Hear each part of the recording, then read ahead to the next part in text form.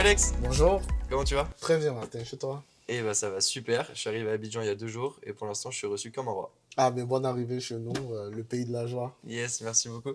Alex, c'est le diminutif d'Alexandre ou t'appelles Alex? Alex. Ok, donc je tente pas d'Alexandre, Non du tout, c'est c'est Alex. Alex. C'est quoi ton histoire Alex? Mon histoire générale, c'est que je suis un entrepreneur dans l'âme. Euh, J'entreprends depuis tout petit, mais là, pour dire vrai, depuis 2017, j'ai lancé pas mal de startups qui ont réussi. Et là, je suis un repeat entrepreneur chez M-Studio. Ok, c'est quoi un peu les différentes boîtes que t'as montées? Ouh là là, la première, c'était dans le riz, une trop longue histoire. La deuxième, c'est Innoving, qui est positionné comme une start-up qui aide le secteur informel à se structurer.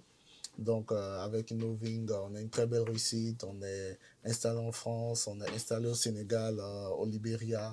On accompagne l'État de Côte d'Ivoire sur toute la partie de digitalisation des mairies.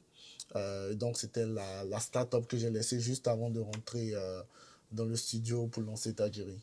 Ok, génial. Et du coup aujourd'hui avec M Studio, qu'est-ce que tu fais? Qu'est-ce qui se passe? Avec M Studio, j'apprends à lancer une start-up avec un studio, pas un accélérateur. Et donc, je vais avoir une belle expérience de tout l'accompagnement stratégique qui est mis en place et ça change franchement la donne. Ah ouais, c'est quoi les différences? Ou déjà, Innoving, je l'ai lancé tout seul. Donc, on a eu toute la galère depuis 2017 à 2020 avant de pouvoir lancer notre MVP. Avec Tajiri, que je lance avec le studio, on a déjà l'accompagnement qui est mis en place. Ils vont l'annoncer, la levée de fonds qu'on a fait juste après le hier. Et donc, ça change complètement notre vision. En plus, on a tout l'accompagnement structurel, on a tout l'accompagnement stratégique. On a de très beaux bureaux, on est situé, on a pignon quand même sur rue Ouais, à ITC, donc ça change vraiment notre approche véritable de l'accélération d'une startup. ok, génial. Toi, t'as l'impression qu'entre l'entrepreneuriat traditionnel, par exemple, tu parlais d'une boîte dans le riz, ou une start-up, est-ce qu'il y a beaucoup de différences ou est-ce que finalement c'est la même chose qui est fait autrement? Ah non, non, non, c'est complètement différent, mais je vais le mettre encore à plusieurs niveaux. Donc l'entrepreneuriat traditionnel, style une PME, même si on la lance dans le digital, l'entrepreneuriat de lancer une start-up sans accompagnement d'un studio, d'un accélérateur, et le lancement d'une start-up avec un accélérateur ou un studio comme le M Studio. C'est complètement différent parce que vous n'êtes pas sur les mêmes possibilités de départ. Là déjà, lorsque tu crées simplement une entreprise traditionnelle, tu as tout ce qu'il te faut mettre en place avant de pouvoir lancer ta boîte. Lorsque tu crées une start-up, tu as certes l'écosystème start-up qui est là, mais tu n'as pas les financements qui vont te permettre de pouvoir scale rapidement.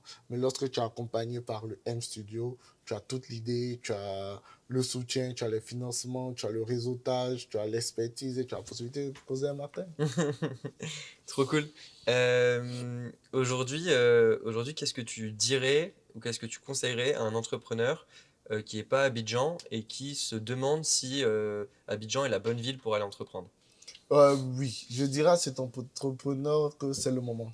Euh, c'est le moment de venir à Abidjan.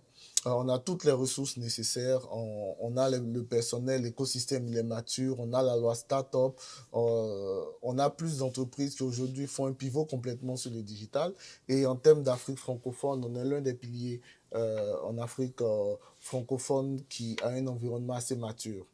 Derrière, je lui dirais s'il vient et qu'il veut lancer une start-up en Côte d'Ivoire et surtout à Abidjan, mais de rapidement se rapprocher du M Studio, il verra la différence. Trop bien. Et peut-être que cet entrepreneur-là qui hésite, il se poserait aussi des questions sur la vie au quotidien. Est-ce que c'est confortable? Est-ce que c'est sécurité? Est-ce qu'on mange bien?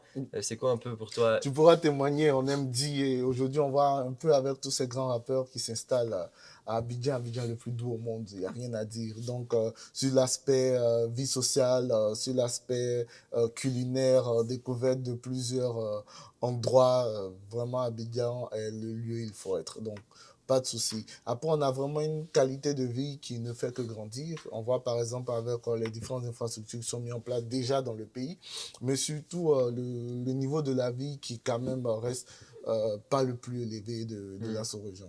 ok, hyper intéressant. Toi qui as monté plusieurs boîtes et qui as une grosse expérience entrepreneuriale, Pour toi, c'est quoi la différence entre un bon entrepreneur qui réussit ce qu'il fait et un entrepreneur, moins bon qui n'arrive pas à ses fins? Je dirais que c'est la résilience. OK. C'est la résilience. La majorité des startups en Afrique ne bénéficient pas de tout l'accompagnement nécessaire qu'il faut. Nous, dans mon ancien startup, par exemple, ne serait-ce que lever des fonds ou avoir le caractère innovant, on a dû aller compétir en France. Mmh.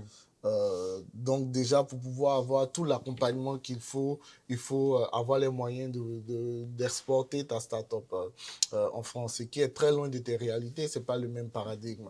Par contre, entreprendre avec tout l'accompagnement nécessaire te donne euh, je veux dire 80% de réussite sur le scale de ton entreprise. Donc, ta startup, tu vas te focus sur des besoins beaucoup plus importants que de prendre toute la chaîne de valeur Mmh. pour pouvoir y aller. Là, par exemple, moi, chez Tajiri, je suis hyper focus sur le produit, je suis hyper focus sur la stratégie. Toute la partie levée de fonds et mécanique de levée de fonds est beaucoup plus pilotée par le studio. Le M Studio qui se comporte comme un troisième cofondeur et franchement, ça nous permet d'être beaucoup plus concentré sur notre cœur de métier. OK, génial. On n'a pas parlé donc, de ta startup actuelle. Qu'est-ce que tu fais? Quel est le problème que tu résous et quelle est la solution que tu apportes? Donc déjà, Tajiri est une application qui va permettre de pouvoir structurer davantage un restaurant. Donc on se positionne dans le food tech. Il faut savoir qu'en Afrique, surtout francophone, le premier secteur d'activité de toutes les familles, qu'elles soient nantis ou pas, est un restaurant. Ici, pour pouvoir ouvrir un restaurant, il te suffit d'avoir environ 200 000 francs CFA, de pouvoir avoir quelques chaises et tables et tu as ton restaurant. Et donc, c'est un secteur qui est en plein boom, surtout avec la venue des grandes startups dans le domaine de la livraison. Mais malheureusement, que ce soit les gérants de ces entreprises, de ces petits restaurants, ils n'arrivent pas à se développer, ils n'arrivent pas à tirer profit de leur activité. Et donc, notre application vient leur permettre de pouvoir enregistrer l'ensemble de leurs ventes, centraliser l'ensemble des demandes ou de pouvoir être complètement plugué aux sociétés de livraison, mais surtout de monitorer l'ensemble de leur activité depuis leur téléphone. Génial.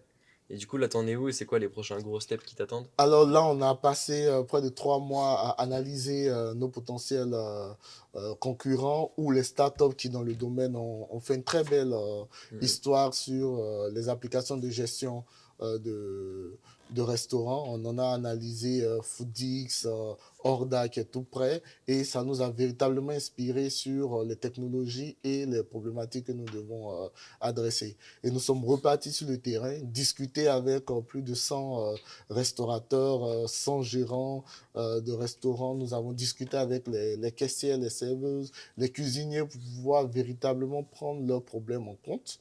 Ne pas rester dans nos bottes de start-upers, mais adresser véritablement leurs problématiques, ce que nous avons fait. Et donc là, nous avons fini notre première levée de fonds. On va commencer à attaquer notre MVP, aller sur le terrain pour onboarder nos premiers clients. Incroyable.